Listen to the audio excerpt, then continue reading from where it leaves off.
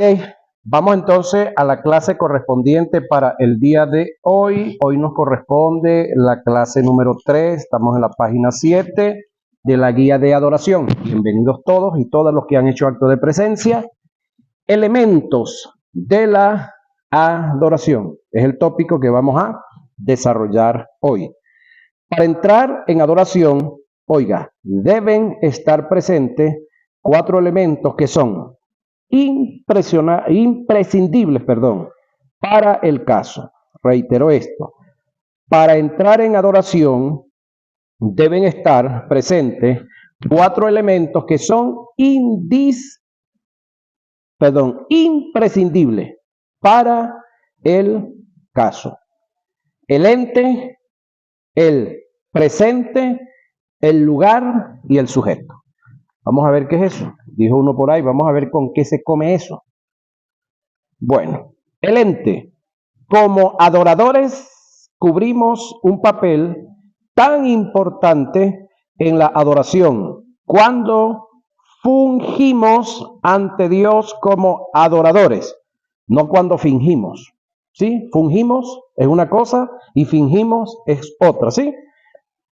El sacerdocio de la iglesia es tan significante que solo hay 2 tipos de personas, además de la iglesia, que fueron llamados a ejercer el sacerdocio en conjunto con el reinado, que son Melquisedec, sacerdocio 1, Génesis 14, 18, Hebreos 7, 1, y Cristo, Hebreo 3, 1, y Apocalipsis 19, 16. En esto podemos ver a la altura que Dios nos ha colocado y los privilegios que tenemos en Él, que siendo reyes, oiga, podemos ejercer el sacerdocio. En el Antiguo Testamento, el que era rey solamente era rey, no podía ser sacerdote. No sé si se recuerdan de el amigo Usías, ¿sí? Que siendo rey, quiso ejercer el sacerdocio y cayó comido de lepra en el altar. ¿Se recuerdan de ese caso? Entonces, en el Antiguo Testamento habían 3 oficios: reyes, sacerdotes y profetas, y cada uno tenía que ocupar su espacio. Ninguno podía entremezclarse en la posición de otro. Ahora, en el caso de nosotros y de Jesús, dice que siendo reyes podemos ejercer el sacerdocio. Ningún rey, según la ley, bajo el sacerdocio de Aarón, podía ejercer el sacerdocio y el reinado en conjunto. El rey Usías lo quiso hacer y por tratar de fungir un cargo que no se le delegó en sus funciones, fue confrontado por Dios y por su rebeldía se dieron grandes consecuencias que las llevó hasta el día de su muerte. Eso está en Segunda de Crónicas 26, 16 al 21. Mas cuando ya era fuerte, su corazón se enalteció. Ve el pequeño problema aquí. Su corazón se enalteció. Ok. Antes de la caída, ¿qué es lo que viene? La altivez y la arrogancia. ¿Qué pasó con este individuo? Se enalteció para su ruina, porque se rebeló contra Jehová su Dios, entrando en el templo de Jehová para quemar incienso en el altar del incienso, y entró tras él el sacerdote Azarías, y con él, oiga, 80 sacerdotes de Jehová, varones valientes, y se pusieron contra el rey Usías y le dijeron: no te corresponde a ti, oh Usías, el quemar incienso a Jehová, sino a los sacerdotes hijos de Aarón, que son consagrados para quemarlo. Sal del santuario, porque has prevaricado, y no te será para gloria delante de Jehová Dios. Entonces Usías teniendo en la mano un incensario para ofrecer incienso, se llenó de ira. Otro detallazo aquí, ¿no? El hombre, aparte de que venía enaltecido, se llenó de ira. Otro detallazo. Y en su ira contra los sacerdotes, la lepra le brotó en la frente, delante de los sacerdotes, en la casa de Jehová, junto al altar del incienso, y le miró el sumo sacerdote Azarías y todos los sacerdotes, y he aquí la lepra estaba en su frente, y le hicieron salir apresuradamente de aquel lugar, y él también se dio prisa a salir porque Jehová lo había herido. Así el rey Usías fue leproso hasta el día de su muerte, y habitó leproso en una casa apartada, por lo cual fue excluido de la casa de Jehová. Joatán, su hijo, tuvo cargo de la casa real, gobernando al pueblo de la tierra. Segunda de Crónica 26, 16 al 21. Es decir, esto en el Antiguo Testamento era penado, era grave tomarse una posición que no se le había delegado, que no se le había asignado. Óigame, con todo y que era el rey, quedó comido de lepra en el altar, a pesar de que estaba usando el mismo incensario que usaban los demás, a pesar de que el carbón que estaba dentro del incensario y el incienso era él mismo. ¿Qué pasó aquí? Delegación. ¿Sí? ¿Se recuerda cuando los hijos de Aarón subieron al altar? Y dice, el que escribe, dice que hubo fuego extraño en el altar. Esa es la manera como se escribe, pero no era fuego extraño en el altar porque el incensario era el mismo, la madera, los carbones eran el mismo, y la resina de madera, que era el incienso, era el mismo. Entonces, ¿cuál es el fuego extraño? Eso es correcto, eran extraños con fuego en el altar, no delegados, no habían sido autorizados para tal fin. El sacerdocio en el creyente, en cuanto a su ejercicio, por diversas razones, es fungido y dirigido en forma voluntaria, en adoración. Por esta causa, todo creyente debe calificar para ser un adorador y ejercer el sacerdocio con eficacia y precisión en su adoración íntima. Todos, como creyentes, tenemos el deber de ser adoradores, mas no todos calificamos para ejercer el oficio, ya que muy pocos pagan el precio del adorador. Cualquiera preguntaría, ¿y entonces para ser adorador hay que pagar un precio ahora? Vamos a ver. Romanos 12.1. ¿Cómo dice Romanos 12.1? A ver si lo recuerdan. Presentad vuestros cuerpos en sacrificio vivo. Entonces, ¿cuál es el pago? Sacrificio vivo. Presentar nuestro cuerpo. Ahora, cuando la Biblia dice que nosotros hemos sido constituidos como reyes y sacerdotes, ok, yo entiendo lo de sacerdote, que es interceder, pero lo de reyes, ¿entiende usted lo de reyes? Es decir, si yo soy considerado por Dios como un rey, ¿quiere decir que yo he sido llamado a gobernar? Sí. ¿A dónde? ¿A dónde yo debo de comenzar a gobernar? ¿En cuál? ¿En aquella o en esta? Ahí es donde está el detalle, ¿no? Porque muchos quieren gobernar allá y quieren gobernar por allá, pero no quieren gobernar aquí. Ajá. Entonces, el reinado tiene que comenzar ¿a dónde? Aquí. Hacer morir lo terrenal en vosotros, desechando, ¿sí? Y cuántas otras cosas más que debemos hacer y que no estamos dispuestos a hacerlo. Es el gran detalle. Ahora, esta es la causa por la cual Dios busca, oiga, adoradores, porque es un grupo muy selecto el que entiende lo que implica, la adoración y la entrega que conlleva ser un adorador. Como sacerdotes debemos entender que la adoración conlleva un precio el cual se requiere, una entrega en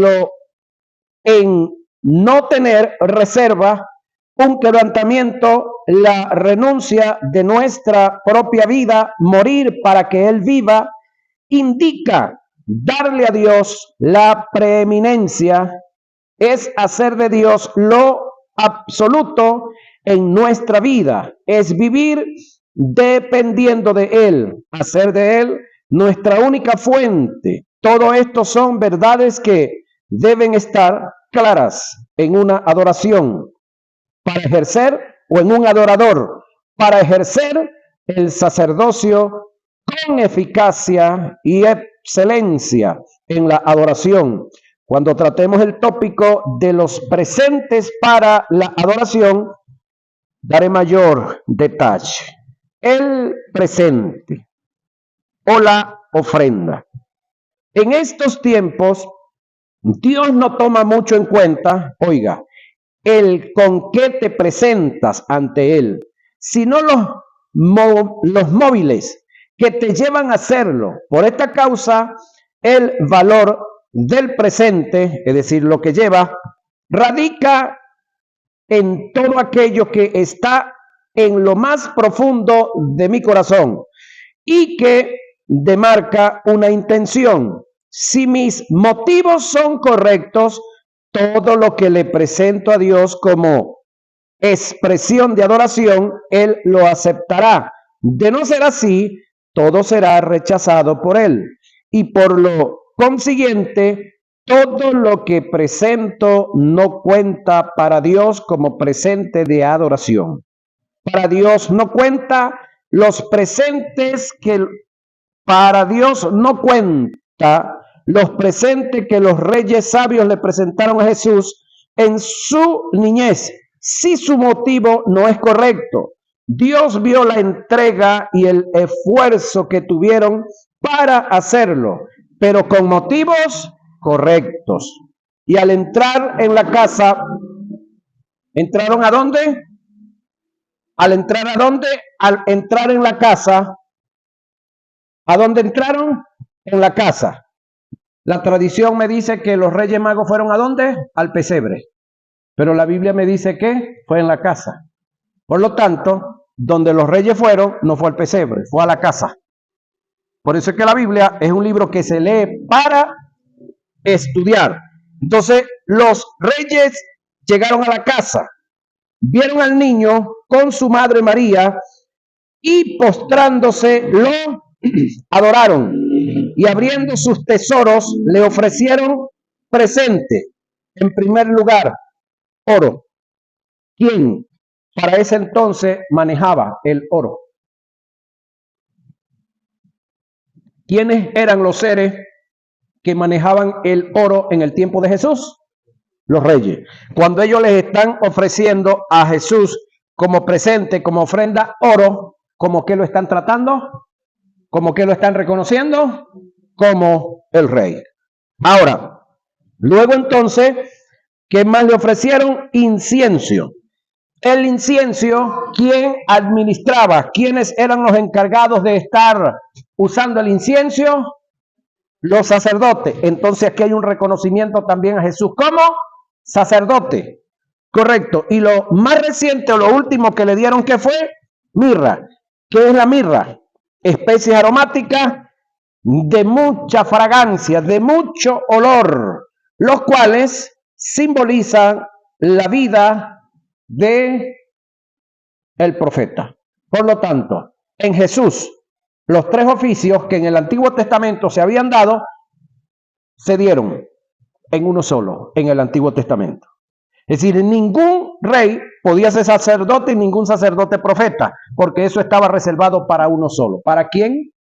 Para Jesús. Rey, sacerdote y profeta.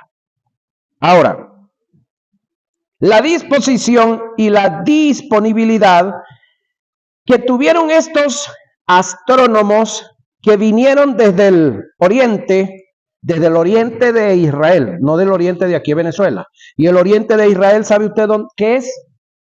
Irán.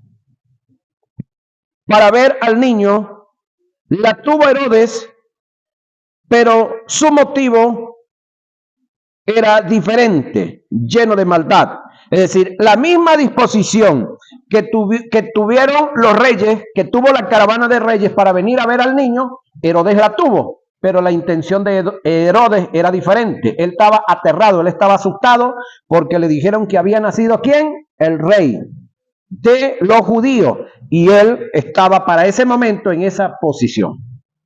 Entonces él dijo, me nació el rival. Entonces Herodes, llamando en secreto a los magos, indagó de ellos diligentemente el tiempo de la aparición de la estrella, y enviándolos a Belén dijo, id allá y averiguad con diligencia acerca del niño, y cuando lo halléis, hacedmelo saber, para que yo también vaya y le adore. Sí, yo te aviso. Mateo 2, 7 y 8. A Jesús no le conmovió tanto la cantidad que la viuda dio en la ofrenda, sino el motivo y la entrega que tuvo para dar. El relato dice que todos dieron en abundancia, pero dieron de lo que les sobraba. La viuda dio lo único que tenía, señoras y señores. Estando Jesús sentado delante del arca de las ofrendas, miraba cómo el pueblo echaba dinero en el arca, y muchos ricos echaban mucho, y vino una viuda pobre y echó 2 blancas, o sea, un cuadrante. Entonces llamando a su discípulo les dijo, de cierto os digo que esta viuda pobre echó más que todos los que han echado. Ya va Jesús. Hubo algunos que echaron de a $100, de a 50, de a 20, y esta que tiró $2, tú dices que dio más. Explícame eso, porque eso no tiene sentido. Desde el punto de vista lógico no tiene sentido. Entonces, los que trajeron 2 sacos, 3 sacos, 4 sacos de café, y hay una que trajo fue un cuarto de saco y de broma. Entonces Jesús dice que esa dio más que los que trajeron y echaron 3 y 4 sacos de café. ¿Tiene sentido eso? Desde el punto de vista natural, no tiene sentido. Sin embargo,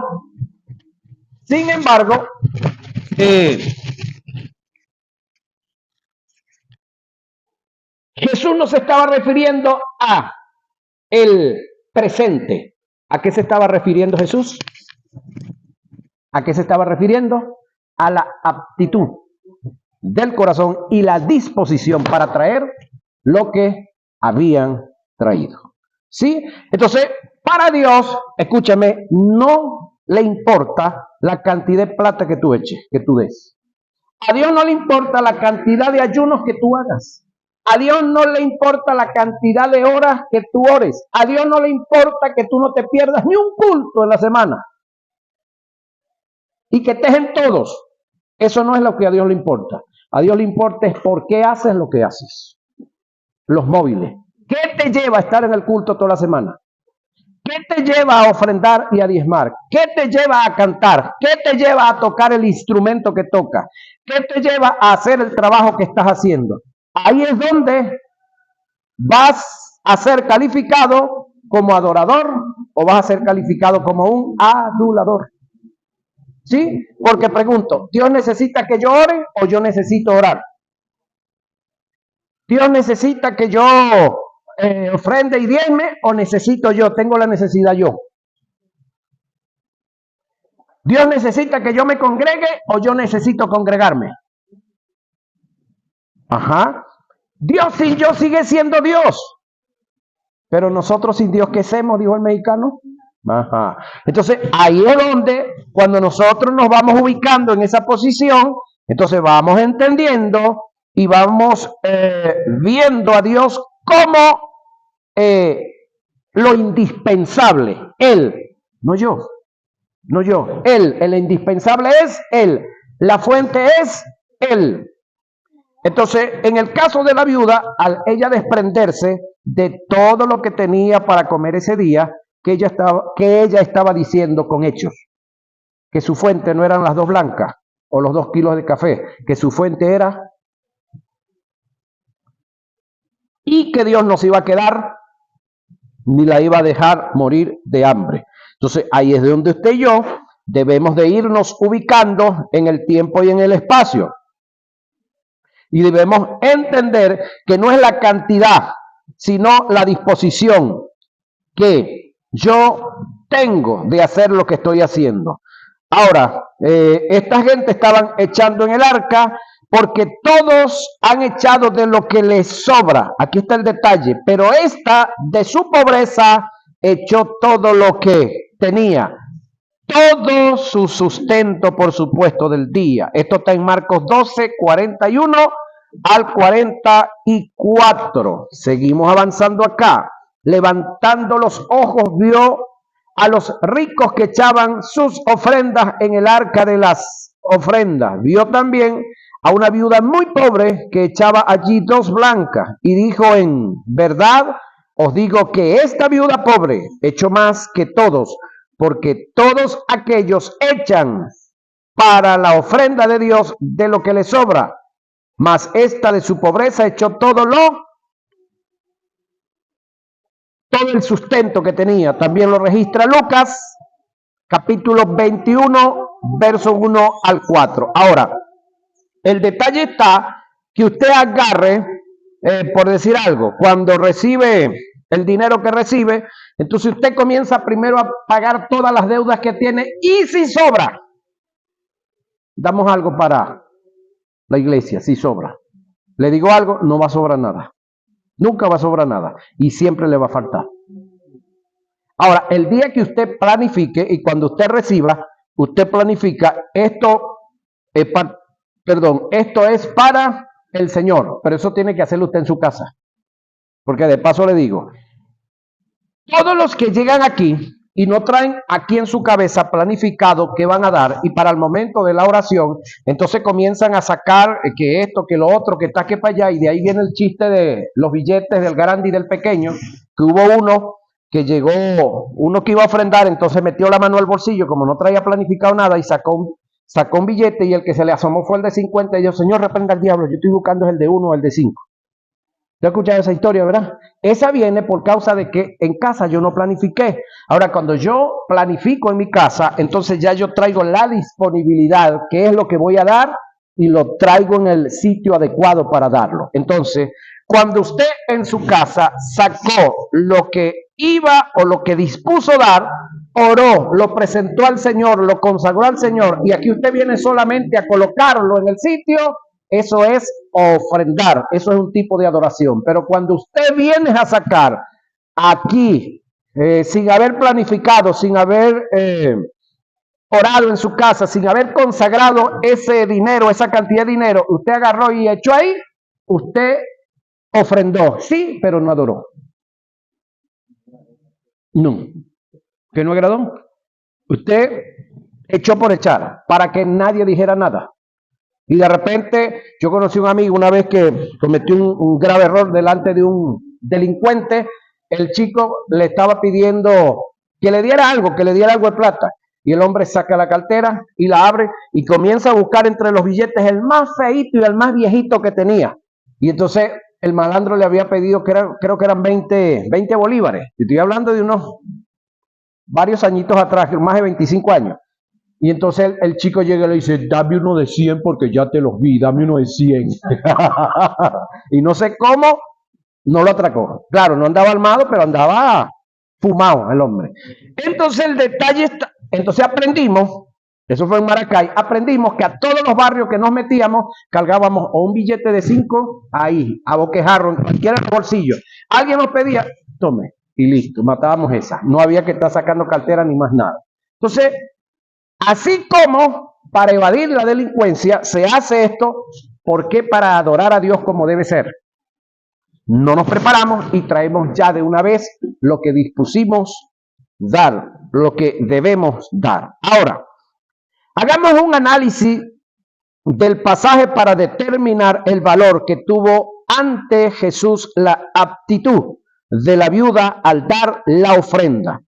Y de allí poder captar cómo ante Dios vale más el motivo del oferente, es decir, lo que yo estoy haciendo, que la ofrenda que estoy entregando o el presente que yo estoy entregando, que presenta en actitud de adoración.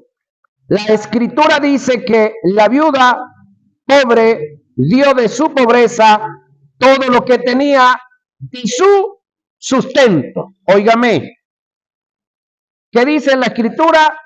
Que la viuda pobre dio todo lo que tenía en su bolsillo de su sustento, de lo que tenía de su sustento para ese día. Pero eso fue algo que ella dispuso. No fue algo que la pastora llegó y ideó y escuchó unos por allá que dicen, hermano, los que han venido hoy aquí tienen que despojarse de todo lo que tienen. Usted se despoja de todo lo que tiene para que Dios le pueda dar. Yo caí en ese juego varias veces, y me tocó caerme a pie, pero más nunca. Porque es que usted tiene que dar lo que usted trae planificado dar, no lo que le saquen ahí. Eso es un atraco a Biblia armada. Pero cuando uno es sonso, es decir, cuando uno cumple el papel de la cara que tiene, por eso es que tengamos cara, pero no cumplamos el papel de. ¿Sí se entiende eso, verdad? Ustedes son súper inteligentes. Entonces, una cosa es tener cara de tonto y otra cosa es proceder como tal. Entonces, reitero, cuando usted se planifica en su casa y usted dispone lo que va a dar, usted no tiene que estarse dejando atracar. Ahora, otra cosa es que usted llegó aquí y está sentado allá donde está Iraida, y entonces usted trajo su ofrenda que va a dar. Y Dios le dice a usted adentro, a usted, el Espíritu Santo, Dios por el Espíritu le dice, mira, los $50 que te quedaron ahí, dáselos a. Pero ese es Dios que le está diciendo a usted. Si Dios le está diciendo, Dios es responsable si usted lo hizo. Y Dios no se va a quedar con eso. Pero otra cosa es que ella inteligentemente se lo saque. Y ahí es donde, si Dios le dijo a ella que le dijera a usted que le diera $50, pues el que tiene los dólares es usted. Dios tiene que haberle dicho a usted primero que decirle a ella que le dijera a usted. Cuadran esa, ¿verdad? ¿Se entiende? Y de esa manera Dios te va a prosperar. Pero cuando no es Dios, usted lo que va a quedar es atracado. Entonces, si alguien llega y le dice, hermano, mira, Dios me dice tal cosa, y si Dios a usted no le ha dicho nada, dígale, bueno, dígale a Dios que me hubiese dicho a mí también, porque es que a mí no me ha dicho nada. Tenía que decirme a mí también. Entonces, son esos detalles, escúcheme, que debemos de tenerlos claro, que cuando Dios le dice algo a usted para alguien, a ese alguien también se le advirtió, se le dijo, porque eso lo vimos en la clase pasada de dones del Espíritu. Entonces, esto es recíproco, dice allá y dice acá. Ahora, cuando solamente supuestamente dice acá y allá no hay nada, ya va. Pregunto, cuando usted fue enamorado por la que lo enamoró o viceversa, usted lo enamoraron y usted no estaba enamorado nunca y no estaba enamorado y se casó. Ajá. Alguien dijo, son manos que van para manos que vengan. Ahora, seguimos acá.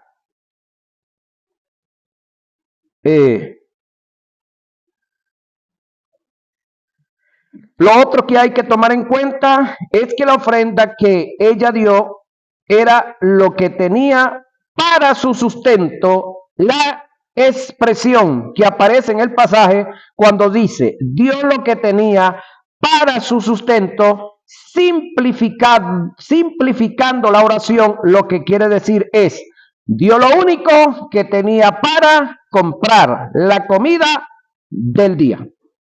Esto se puede ver al notar la cantidad que dio en la ofrenda, cantidad que solo alcanzaba para comprar con escasez los alimentos o la ración del día. Las escrituras dicen que dio 2 blancas, que era una pequeña moneda de cobre de denominación judía de muy poco valor, que 2 de ellas equivalía a un cuadrante. Un cuadrante era la 16ª parte de un denario, que equivalía a 4 gramos de plata, equivalente al jornal diario de un jornalero. ¿Cuánto es que cobra aquí un jornalero diario? $6. Bueno, la mujer dio $6. Facilito, ¿sí? Si a cálculo nos ajustamos, podemos ver que en cantidad la viuda no dio nada en comparación a lo que dieron los ricos, pero su motivo, que es donde se mide la devoción en adoración, fue muy correcto. Fue tanto su adoración, o fue tanta su adoración, que al dar hizo de Dios, oiga, su fuente, su sustento y su proveedor. El caso presentado en los presentes, el caso presentado en los presentes que entregaron Caín y Abel ante Dios en adoración, en su tipo o en su tipo de lo que en la actualidad se está dando en nuestras congregaciones con nuestros adoradores. La ofrenda de Abel fue grata ante Dios porque fue con el presente correcto. Un cordero que es tipo de Jesús como cordero inmolado y a su vez representa el motivo correcto del corazón de Abel como adorador. Caín se presentó con lo que no es grato ante Dios, por lo que representa el motivo incorrecto. No tiene nada que ver con la presentación, sino el motivo. Y sus presentes equivocados, producto de humanismo, el hecho de que Caín se haya molestado por el agrado de Dios en la ofrenda de Abel, es que su motivo en traer la ofrenda no era correcto. Y aconteció, andando el tiempo, que Caín trajo del fruto de la tierra una ofrenda a Jehová. Y Abel trajo también de los primogénitos de sus ovejas, de lo más gordo de ellas. Y miró Jehová con agrado a Abel y su ofrenda, pero no miró con agrado a Caín y a su ofrenda, o la ofrenda suya. Y se ensañó Caín en gran manera y decayó su semblante. Recalco esto, presten atención a esto. Oiga, y aconteció, andando el tiempo, que Caín trajo del fruto de la tierra una ofrenda a Jehová. Y Abel trajo también de los primogénitos de sus ovejas, de lo más gordo de ellas. Y miró Jehová, oiga, con agrado a Abel. ¿Qué fue lo que miró con agrado? A Abel. No la ofrenda, al oferente. Sí, mira, y a su ofrenda en segundo lugar. Pero no miró con agrado a quién, a Caín. Dios entonces primero nos ve a nosotros y después la ofrenda. Y la ofrenda suya.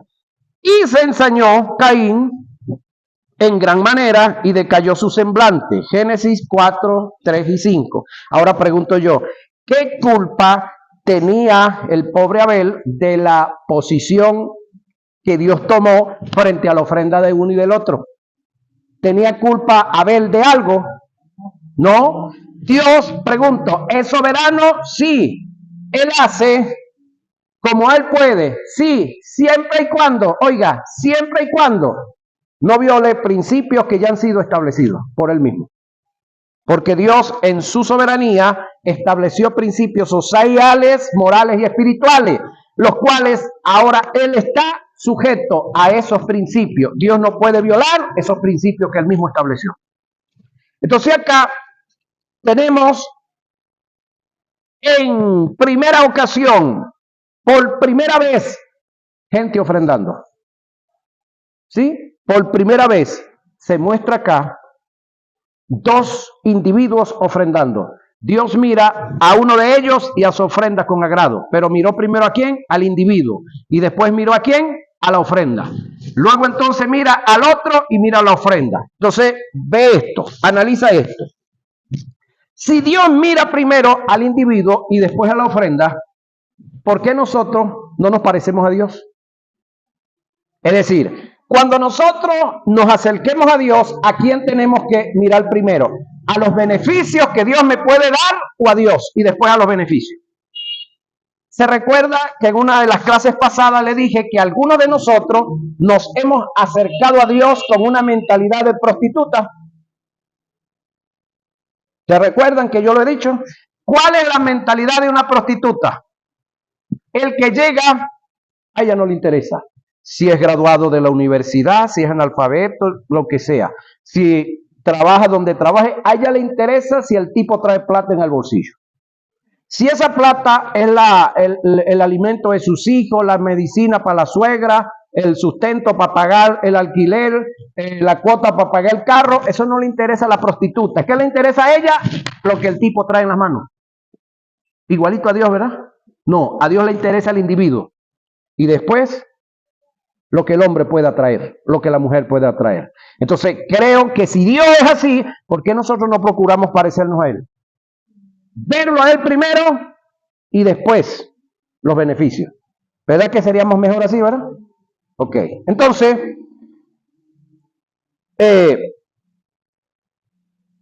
esmérese, dice el que escribe, por el presente que expresa tu adoración, pero sobre todo cuide el motivo. ¿Por qué presentas las cosas? Si el dar lo haces para, oiga, impresionar, humillar, controlar, sobornar, mantener un estatus, comprar el favor de Dios y el de los hombres, perdiste la ofrenda. Déjame remarcarle y recalcarle esto, hermano, porque esto va a hacer ruido. Oiga esto. Recomendaciones. Esmérese por el presente que expresa tu adoración, pero sobre todo, cuide el motivo, señoras y señores. Ahora, ¿por qué presentas las cosas? Si al dar lo haces, mira esto, para impresionar, pregunto, ¿qué puedo hacer yo que impresione a Dios? Nada, porque Dios es omnisciente, todo lo sabe. No hay nada que yo pueda hacer para impresionarlo. Yo puedo impresionar a otro o a otra. Si lo que yo doy lo hago para humillar a otro, ¿podemos humillar a Dios con una ofrenda? ¿Podemos humillar a otro? Sí. Sí, ajá. Para controlar a otro, para sobornar, para mantener un estatus, comprar el favor de Dios, que aquí quiero pararme un poquitico. Comprar el favor de Dios. ¿Será que se puede comprar el favor de Dios? Ok. Entonces, ¿en qué quedan esos momentos cuando algunos de nuestros líderes dicen, hermano, mira, vamos a pactar con Dios? Y el pacto que vamos a hacer con Dios es que usted tiene que traer, Rafael, 4 sacos de café para que se salve su suegra. No, que se pierde esa vieja. No embuste. ¿Por qué yo tengo que intentar de comprar el favor de Dios? ¿Qué yo puedo hacer para comprar la salvación de otro o de otra?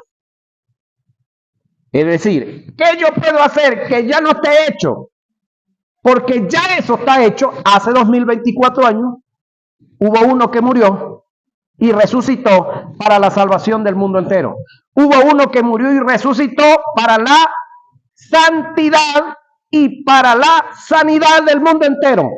Entonces, ¿dónde están los que andan aplicando la doctrina de los pactos para salvación, para que se consagre tu hijo, para que se salve tu hija que anda por allá de Realenga en tal parte, para que la finca en este año sí te para?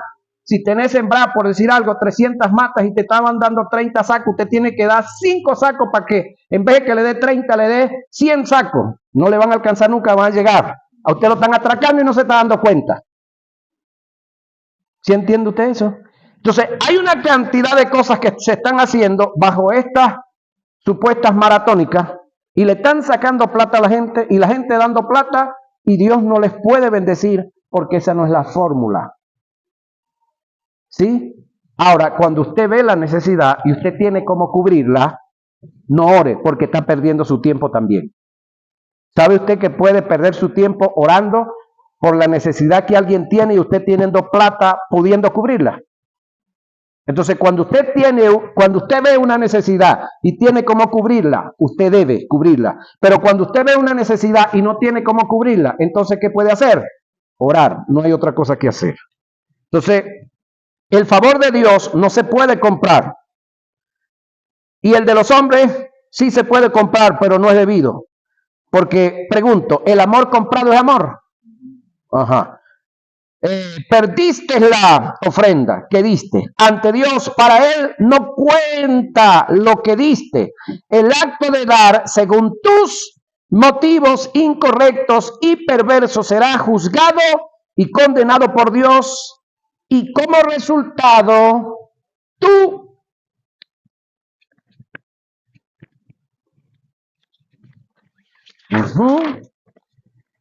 como resultado tu crecimiento espiritual será interceptado por la providencia, y la ofrenda que diste o todo lo que hayas entregado, Dios no te puede remunerar, no te puede bendecir, porque tú lo estás haciendo para impresionar, para comprar, para sobornar, para mostrarle a los hombres que das. Ahora, cuando Dios te ministra y pone en tu corazón que lo hagas y lo haces correcto como está escrito en la Biblia, el Dios que te ministró en lo privado y que tú actuaste en lo privado te va a recompensar en lo público. Pero cuando tú lo das diciendo y anunciando con bombos y platillos, ya tienen su recompensa. Yo sí me preguntaba, ya va, ¿qué recompensa? Bueno, que la gente va a decir de ti, oye, ese hombre sí es suelto para dar, ese hombre sí es generoso, pero hasta ahí va a llegar. Solamente dicho, solamente bla, bla, bla, bla, pero más nada. Esa es la tal recompensa que viene de los hombres. Pero cuando tú lo haces callado, cuando tú lo haces, cuando Dios te mandó, entonces Dios sí te va a recompensar en lo público. Amén. El lugar, ¿sí? El lugar donde dar. Eso